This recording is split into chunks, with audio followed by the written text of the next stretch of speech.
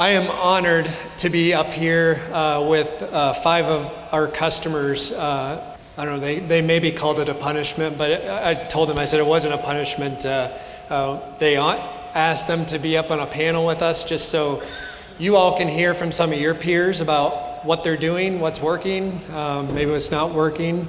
I told them I'd moderate the bantering a little bit, but it would be a good thing if we did that a little bit. So again, 5 wonderful customers up here, so thank you for being here, and thank you for your business and your partnership with us at 21st Century. So, but we have with us, I'll start at the end, Clint Jessen, he's from Wyoming, Brian Armstrong in Nebraska, Nicholas Lepisotis in Nebraska, Dan Anderson here in Colorado, and Kent Kalsavec here in Colorado. So thank you, gentlemen, for being here. But maybe just to start us off, Clint, you sat in the back of church, so you get to go first. Just start, maybe tell us a little bit about your operation, and we'll run down the line. Just kind of tell us about your operation. I'm Clint Jessen from Pine Bluff, Wyoming, in between Pine Bluff and Alvin. We farm in Wyoming predominantly, also some in Colorado and Nebraska. We're 100% organic. I know in some circles that's a bad word, but we really like it. It works well in our dry area.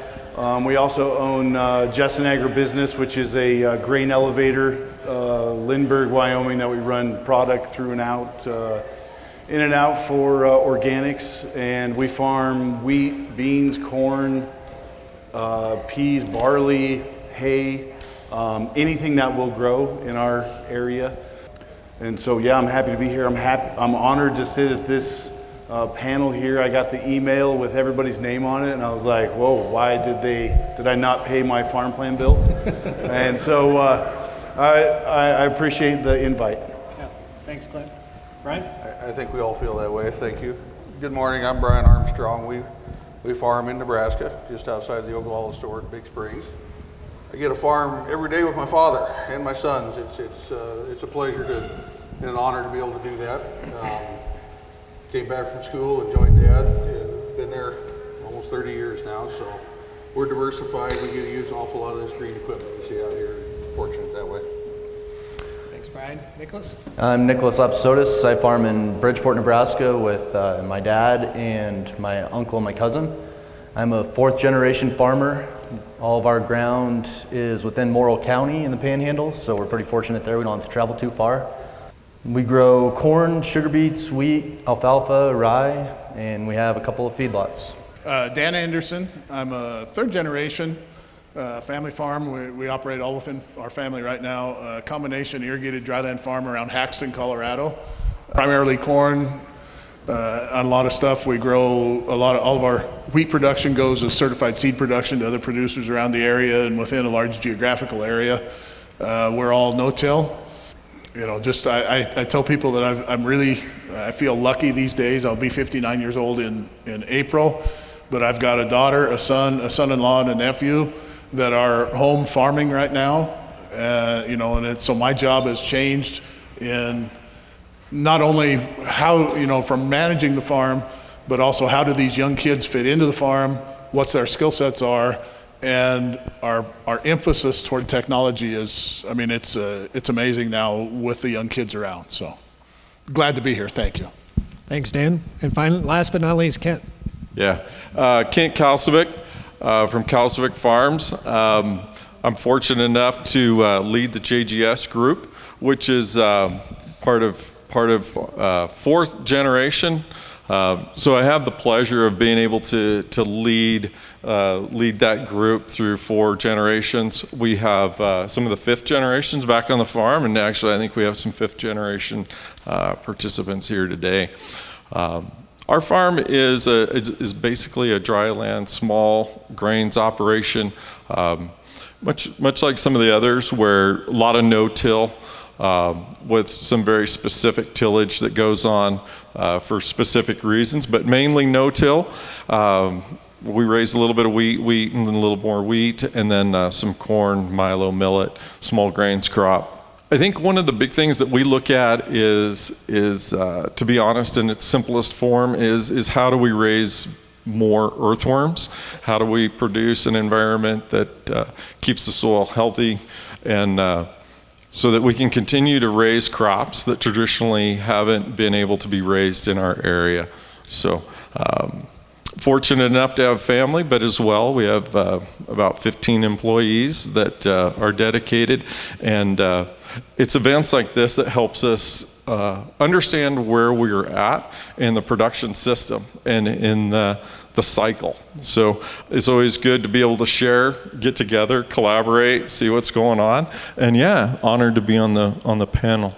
So Dan, you mentioned technology. Obviously, we've heard about a lot of technology here, seen a lot of new Deere technology, kind of crazy where it's going and what's happening with it. But maybe whoever wants to talk, what technologies do you find most valuable for your organization? And how do you use them? Well, I think, we were laughing a little bit here a couple days ago because our technology started 20 years ago with an Outback light bar up there, trying to stare at that thing and not go crazy, not even knowing if you were pulling something behind you anymore because you got so fixed on that light bar. Clear up to today, we'll have a See and Spray sprayer going in the field, one that looks just like that one back there. So I think technology with us has really, and Brian mentioned it up here before we came on stage, that it drives our data. Now, what does that data mean, and how do you decipher it? But it's driven us more toward not necessarily, I wouldn't say necessarily saving money, but placing stuff in a proper place so that it gives it the best opportunity to grow. We've taken over and started using the Harvest Lab 3000s a year ago, working with Deere. So we're getting instantaneous protein levels on our wheat production now. We're looking at using that back into variable rate fertilizer for dryland corn because there's some correlations and some data sets there we can build to hopefully use our inputs placed better, because we all know they're expensive as heck right now. So anything we can use technology for just to pinpoint that production is better.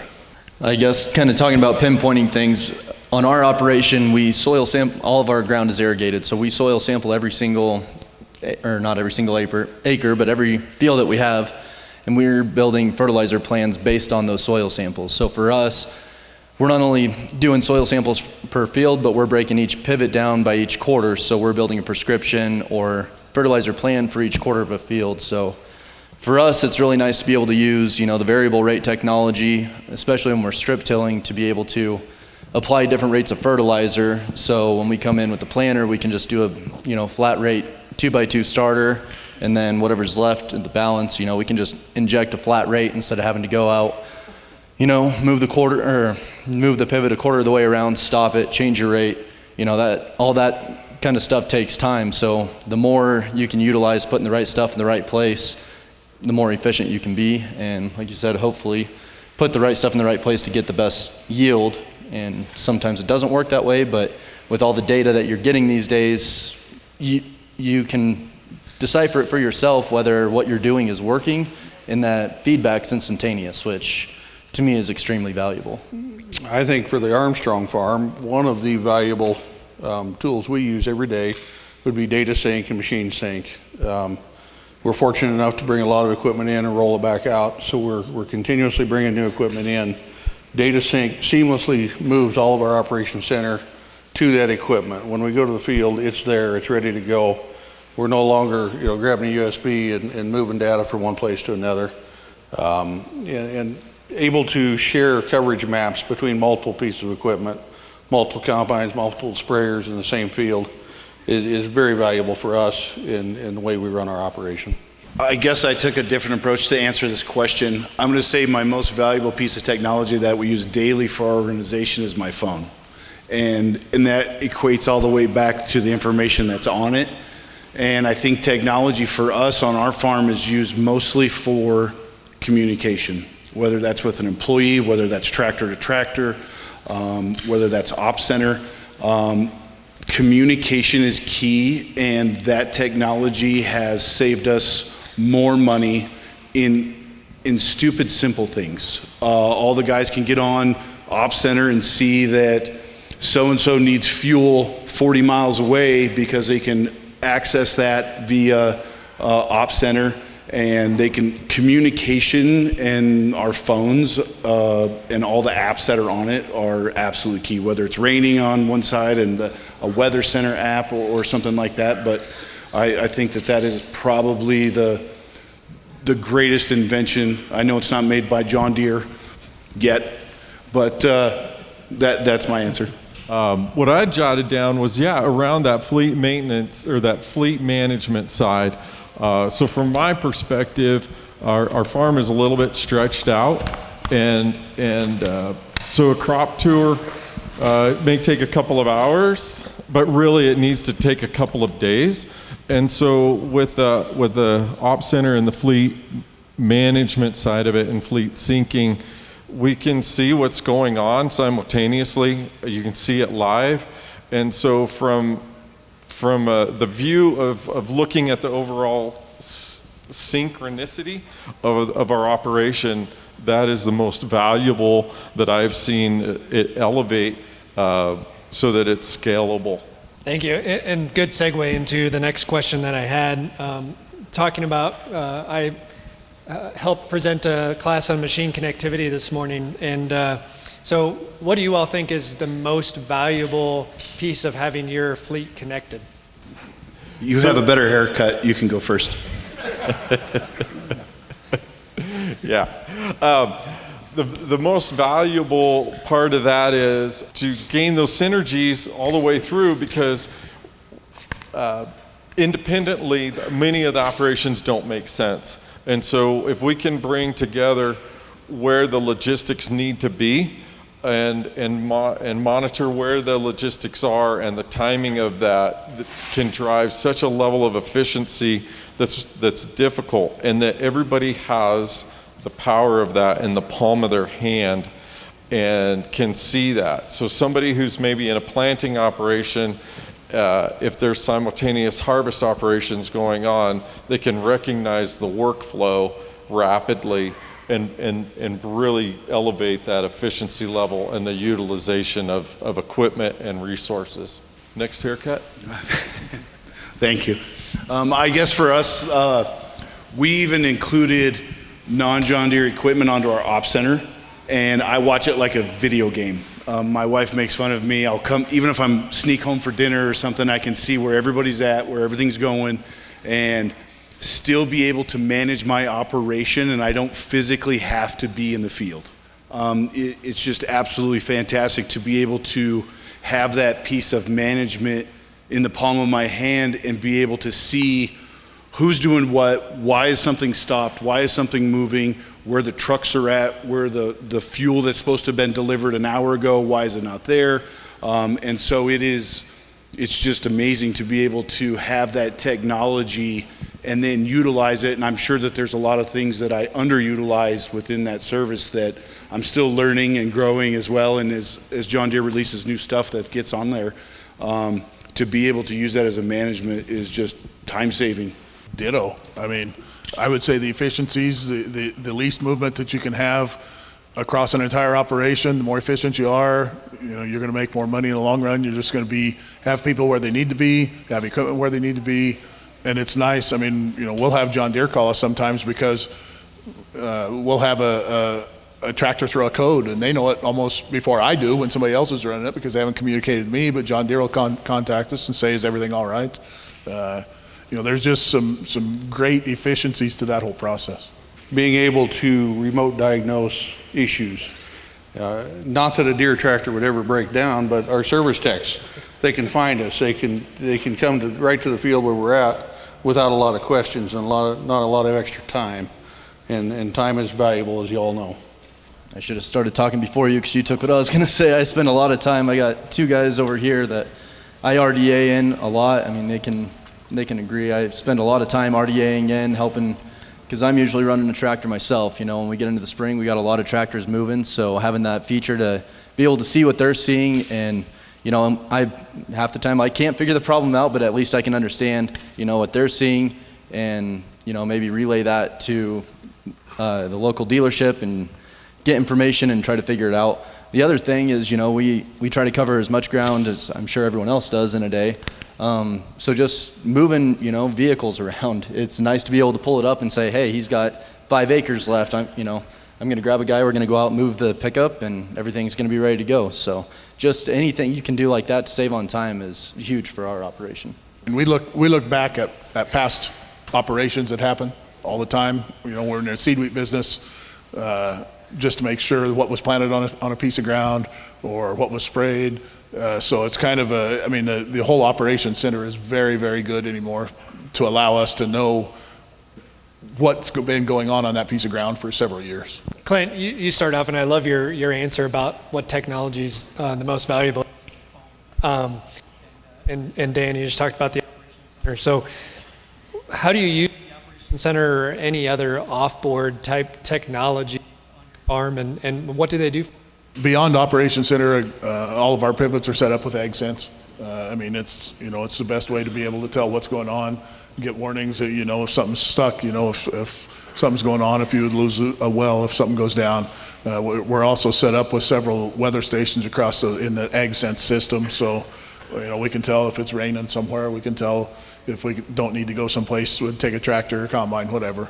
And then we utilize Operations Center, of course, quite a bit. We're beginning to, this spring, we're getting into a software called PCT, which we feel it's an Australian-based company, and they have a very dynamic data analysis tools that we're hoping are going to drive some of the precision stuff we're trying to do even further down the road.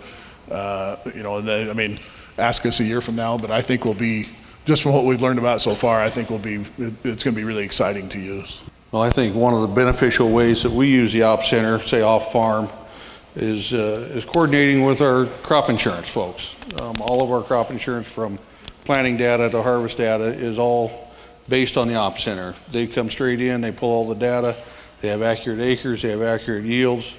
Running multiple machines during harvest, we can bring all the grain together, not worry about having to keep it separate. It's a big benefit for us to be able to utilize the Op Center in that manner.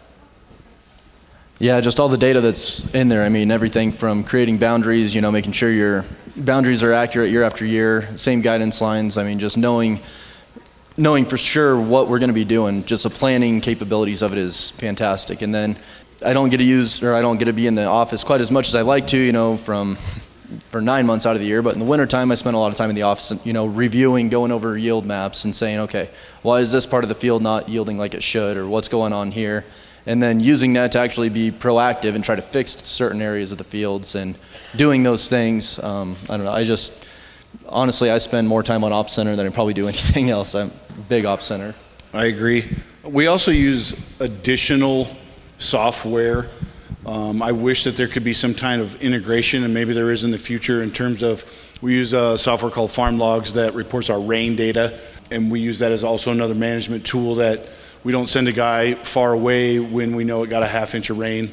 I know rain is far and few between, but we don't want to waste it, and we don't want to farm it when it's wet, and so we use that a lot, as well as FieldView and AgVision software for a bunch of other things. And I think that at the end of the day, it still comes back to my initial comment about communication and information, and what you do with that information that you get, whether it's from the Op Center or some other source, to make a decision of management or communicate somehow with employees. So on our farm, we've been utilizing AgWorld for the last several years, and PCT plugs right into that.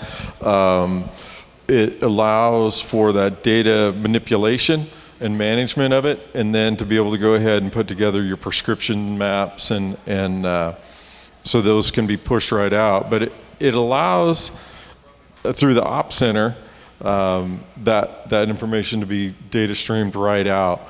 I think a couple of things we've touched on is that communication side. I don't spend much time in a cab, but a bunch of other people do. And so how can you share that information? And AgWorld allows us to do by field P&Ls, or even zone P&Ls, and do overlays with, so this year ran a bunch of soil samples, and then anticipatory yield data that will roll into there so that we can anticipate what a P&L might be. And then also it allows for inventory management. So if you're looking at procuring products and having those types of things lined up, and I have learned here today and last night some of the things around work planner. That's really interesting. I hope we don't have to rebuild everything to get there, but those are a couple of platforms that have been pretty helpful for us that we utilize. Yeah, thank you. And maybe I'll answer that question from a dealership perspective. We talked about it in the machine connectivity session as well. So if you didn't get that today, and we'll be here tomorrow, the most utilized feature of the operations center is RDA. And I think one of the maybe misnomers about RDA is that is not just a dealer tool. It's a tool for customers to utilize as well. Brian, you talked about it, a couple others. So, it is a valuable tool to hopefully help you see what's going on, troubleshoot what's going on.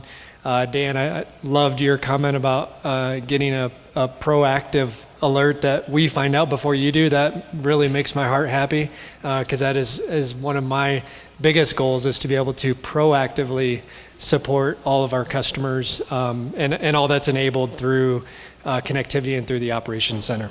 Kind of shifting gears maybe away from true equipment here in a little bit, and maybe even away from technology, but what do you all value most about your partnership with 21st Century Equipment? I think number one, and it might sound shocking, but the employees of 21st Century. Like, we have had a 25-year relationship with 21st Century / Four Rivers.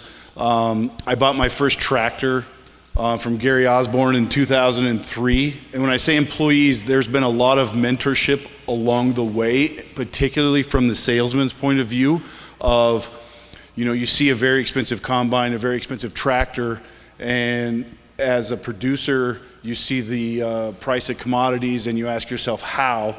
And by the employees being able to show you how, and I go all the way back to Owen and Gary Osborne when they said, hey, this is how we're going to finance it, this is how we're going to structure this is how the payments are going to come, was invaluable. And we've kind of had that all the way along. And Dennis McBride, when we got into some leasing stuff, and I was like, man, we're wearing out tires on tractors faster than we can pay for them. And so how do we roll this equipment efficiently? So I'd say my first answer would be employees. Second answer would be, even as equally as important, would be service. Regardless of the product that you're selling, if you can't service it, it doesn't matter. The reason that we are green was because of the dealer network and parts availability and things that 21st has and always has had, where we can rely on that service and great techs that can come out, diagnose the problem. I usually get a phone call, or our farm foreman gets a phone call before I even get the code yellow. In fact, I turned off all my code yellows on the ops center. I just get code reds. And so most of the time the problem is fixed before it's a code red, which is fantastic. And so that's probably my short answer on a very long question, but we appreciate from our farm all the employees at 21st. I think it's the long game. It goes beyond the transaction. For our operation, we actually didn't buy a piece of green equipment until 2018. So I'm proud to say that we were able to stay in business for a little while without that. But at the end of the day, it's bigger than that. And to have the people and the support, because I think that margin compression space, or the commodity space, is so critical, and opportunities to have a seat at the table and to be heard from one of our key suppliers is our equipment dealer. And so we have a seat at the table, and I think that this of 21st Century, showing up and having a seat at the table and willing to have that collaborative conversation and share what the long game looks like. Transactions are short term, relationships are long term, and generally in this commodity business, you need to be in for the long term. We view our partnership with 21st Century, it basically boils down to one word, and it's people. From the very top, from management down to our store level, it's about people. It's about the relationships we have with people. It's about a 30-year relationship with our salesmen. We know these people. We know them very well. We know when we have a problem, they're going to be there to help us. And in many instances, they've come when we've needed them to. So thank you to 21st for all that. I think it's people. I mean, we've spent, our salesman retired last August, so we're kind of in the process of breaking in a new salesman. Most of you John Deere folks know Toby, and it was always interesting dealing with him. But honesty, I mean, I think clear across all the stores and all the people we've always dealt with, they're very honest with you. They build that personal relationship with you. I've spent some sleepless nights as we're trading equipment, because we trade equipment fairly often. So, but I know that by the time the argument's going to get done, our John Deere salesman's going to be a little pissed off. I'm going to be a little pissed off. So it must have been a good deal, and hopefully, it's advantageous to all of us. Yeah, I take my hat off. I think parts. I would add parts to Clint's service. For the most part, our parts stuff at our either Holyoke or Yuma stores are very good. It's been a great relationship. Yeah, I was talking with my salesman before coming up here, and I read that question, so I'm going to give him a shout out. Jason Ogden, that's what I appreciate about 21st Century Equipment. So there's your shout out, Jason. No, but in all seriousness, everything these guys said is 100% spot on. The people, our shop is a quarter mile from the Bridgeport dealership. I grew up riding the little tricycle around the store when my dad was in talking to the service manager, so I kind of grew up in the store, so I kind of have seen it throughout the years. I'm 30 years old, and I think 21st is, 28 years old? I think that's what we were talking about last night with Owen. So I've seen it pretty much my whole lifetime, and the one thing I would say is consistency. They've been consistent throughout my lifetime, and you still see that now. And also the innovation too, putting on this expo. You guys have done clinics for years, and with the growth of 21st as a company, doing something like this makes a lot of sense. And I think this expo is a fantastic idea. So thanks for that. Well, and I would challenge 21st Century just a little bit, because some of the things that were talked about yesterday in the VIP session and the speaker we had last night really talked about AI, or artificial intelligence. How much is that going to be a driver? How much is a store like 21st Century across all their stores going to be? Some of that's going to be a huge driver for all of us as producers over the years. So I think 21st Century has their own, they're going to be able to have to keep up with AI technology through Deere. But it's a challenge. I think it's going to be a challenge for you to bring everything the best to all of us as producers. Challenge, huh?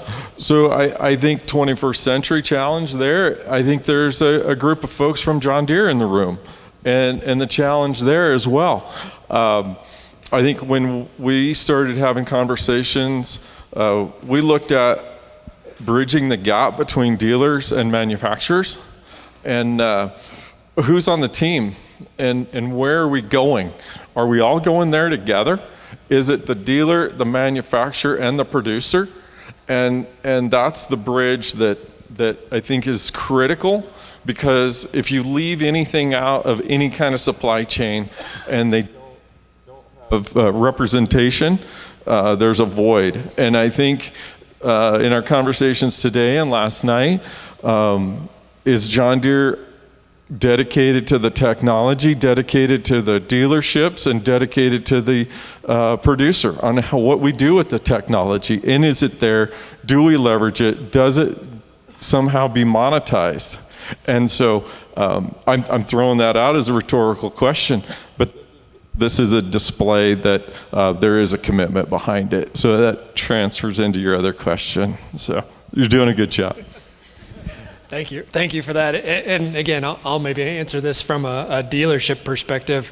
Our marketing team put together a great beginning of the year video with Owen and a few others from our senior leadership team. And the big resounding piece of that was family. And we have a great culture at 21st Century of internally treating each other like a family. I mentioned in that video also, we want to treat our customers like family. And to me, two words come to mind with that is honesty and trust. And So I appreciate the honesty back and forth, and definitely appreciate the trust that you all have given to us at 21st Century to be your partner. And we truly want to treat you like a partner and want to be that extended family member for you. We've heard about some new technologies here today. There'll be some more this afternoon, some really predictive pieces of technology that are, everything to this point has been pretty reactive, we can say. And very happy to see that where we're going is more of a predictive model. So kind of predicting your organization, kind of think 5 to 10 years down the road. What's that technology that you need next to take your organization to the next level? Really quick, one other thing, back to the last question, one thing that 21st Century does, and I wrote it down and I forgot to mention it, I love when 21st Century does the signing day for high school kids. Like, that is so incredibly cool. Yeah, like, I think that's awesome. Good job. Like, because there's so many kids that are high school sports, and especially maybe it's just the age of our kids that we have. When you guys have a signing day for some new tech that's going to come in, I think that's the coolest thing ever. Just buy that. And then to answer your technology question in the future, who knows? I guess I'm not sure how much I can talk about it, but we get to do this really cool opportunity through the corporate John Deere of being the guinea pig test facility of both equipment and software. I can't say too much because I don't want to do anything wrong, but the predictive thing is fantastic, and we get John Deere employees all over the farm. We call them fancy pants, the software engineers. They wear in khakis, and they're carrying computers instead of wrenches.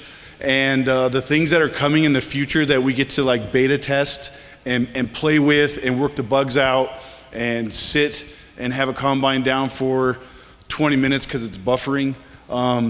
The stuff in the future is fantastic, and I'm very excited about it.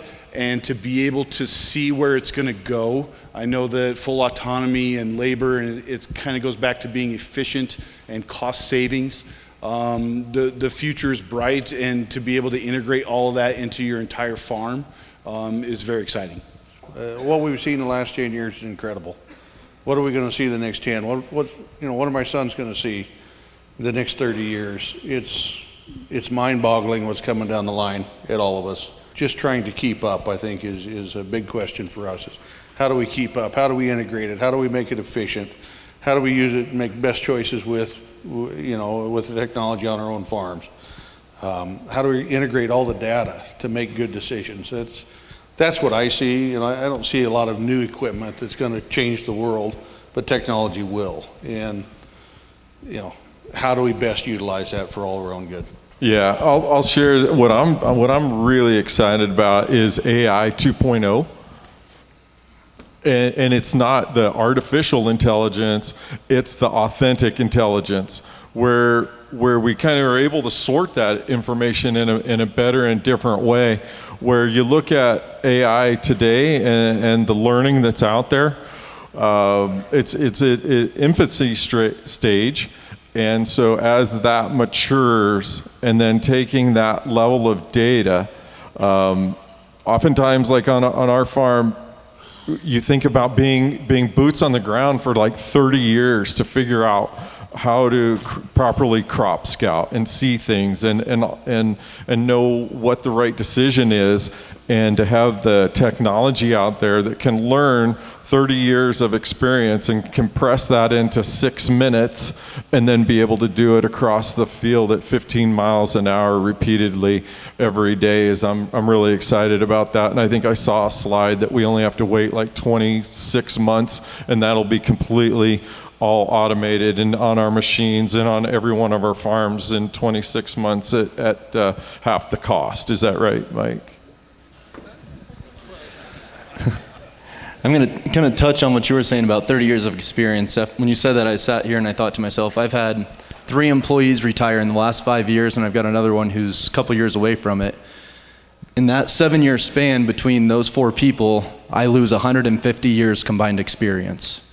You can't replace that. You can't find that these days. So having the technology with the See and Spray, with the combine, where you can teach it and let it learn, it makes not only finding new people You know, it's enticing for new people to come work for you when you have this kind of technology because A, it kind of takes a lot of the guesswork out of it, and B, it's just really cool stuff too. So to me, that's, you know, the more the technology can do, the better off I feel like it is for the operation as a whole.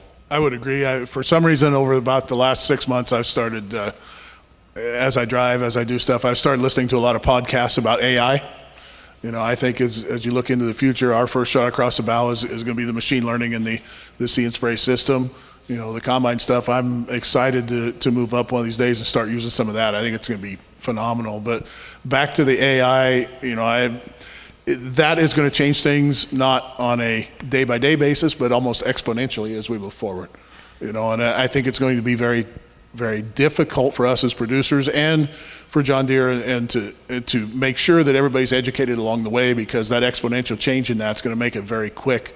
You know, if we were sitting here 2 years from now, that combine might even look more different than it does now from what it was 2 years ago. You know, and as we go clear to autonomous stuff, it's going to be even more exciting. So I can't say what I'm going to look, you know, what I really want for the future, but I'm looking forward to working through all of that. And I'm lucky because I've got the kids that don't have the 150 years experience, which I think is a detriment in some regards, but with this technology and their ability to use the technology, I think is almost an advantage in some regards. One last question here, really open-ended question of how else can we help you at 21st Century? What can we do for you? Lower prices would be great. Where's my John Deere folks? No, I think everything you guys have been doing and just continuing to be progressive, I think that's one thing that is pretty prevalent about John Deere is they are definitely one of the leaders in technology and just, you know, they're really pioneers. They're not second to hardly anyone when it comes to the technology. So I think just bringing that and just being transparent with the customers like you guys have always been, and honestly just keep doing what you guys have been doing. I think along those lines, you talk about the cost structure, but really it's understanding that we are in business. It needs to make financial sense, and just being aware and along the journey and understanding some of those challenges that it takes to keep a business going, and how do we justify costs and resource allocations and those types of things, that it's a real deal. I would ask that 21st Century keeps investing in their people. Good people, know their products, that can help us succeed on our farms. Just keep investing in them, and they'll be vested in our operations. We'll all do better for it as we go forward. I mean, I think your people that own that you have underneath you all the way are fantastic right now. Don't short them of the tools that they need to give us service and provide us the best service possible. You know, and that's sometimes just stopping by to say hi. You know, the store manager might yell at a salesman because he didn't sell something that day, but sometimes it's just stopping to see how my son did at the baseball game or whatever the case may be. Because those relationships go a long way, and I take my hat off to the John Deere guys sitting in here because I know several of you, and it's always a joy. I agree with that 100% across the board, which would be employees and service and training in the future. You know, there's technology is moving so incredibly fast that things on the combine change that we don't know how to do. A 15-year-old that can run an iPad can set up a combine better than I can now, when I used to pride myself on making concave adjustments on a 7700. Like it is so fast, and so there's so much training that needs to come out, because there's a million things on my iPhone that I don't know how to do. There's a million things on the tractor that if the salesman that's selling it to you doesn't know how to work it either, and he's not properly trained, he can't help us, which would be, you know, we're losing money if there's crop coming out of the back of the combine. And so I think in the future, you have training, and employees is important, in service.